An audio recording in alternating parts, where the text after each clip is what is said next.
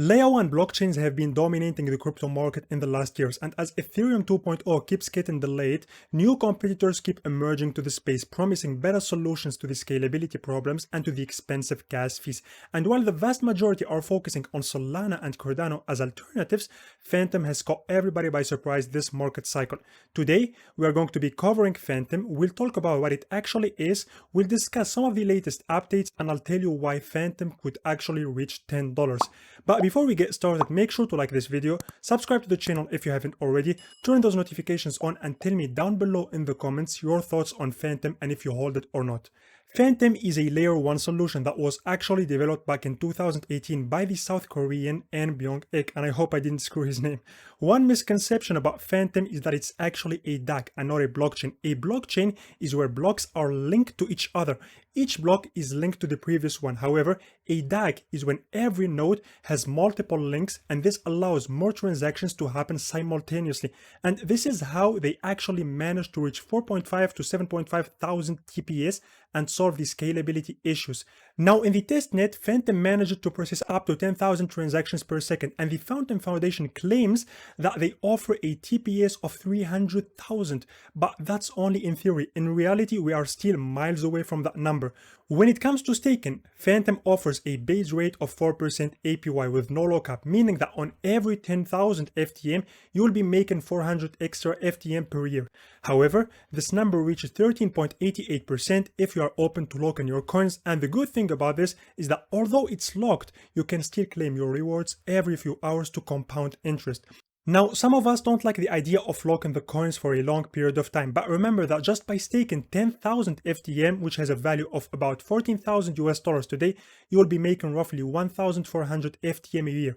Given FTM's current price, that's $2,000 a year or $166 a month. But remember that if FTM manages to reach $10 in a few years from now, you will hypothetically speaking be making about $1,660 a month and 20,000 US dollars a year just from staking 10,000 FTM.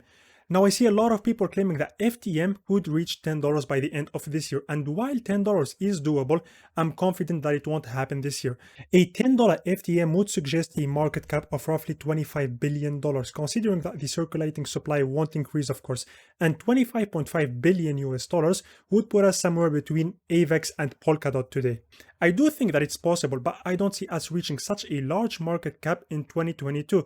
And this is not because of FTM, but because of the overall sentiment around the cryptocurrency asset. When it comes to the price action, it's fair to say that FTM has been one of the best performing cryptocurrencies in the last years, since it managed to go from a fraction of a penny back in March of 2020 to an all-time high of about 3.7 US dollars in October of last year. So FTM went up by almost 2,200% in just 20 months.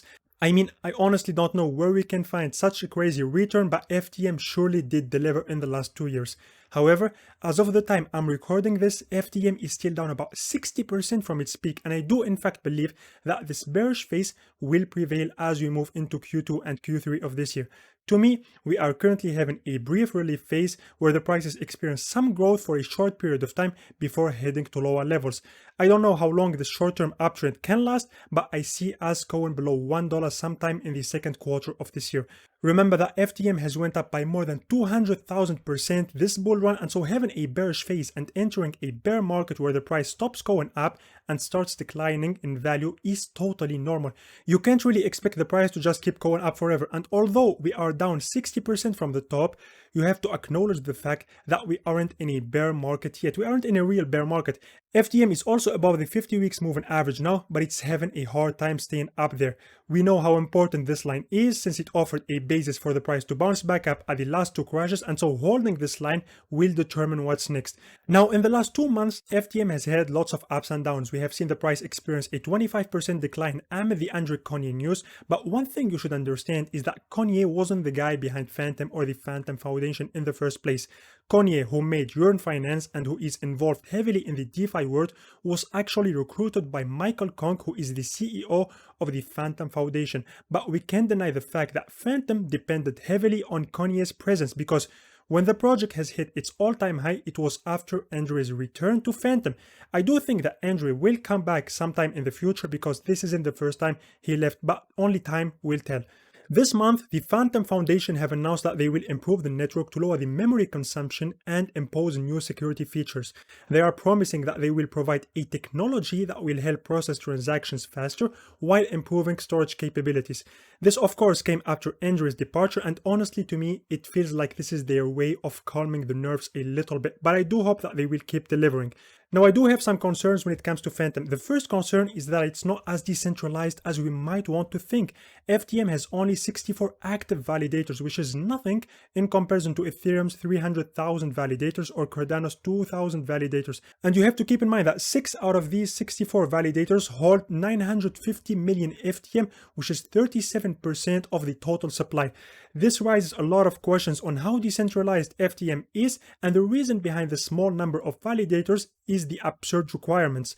In order to become a validator, you need at least 500,000 FTM, which is like 750k as a minimum requirement, which is a lot.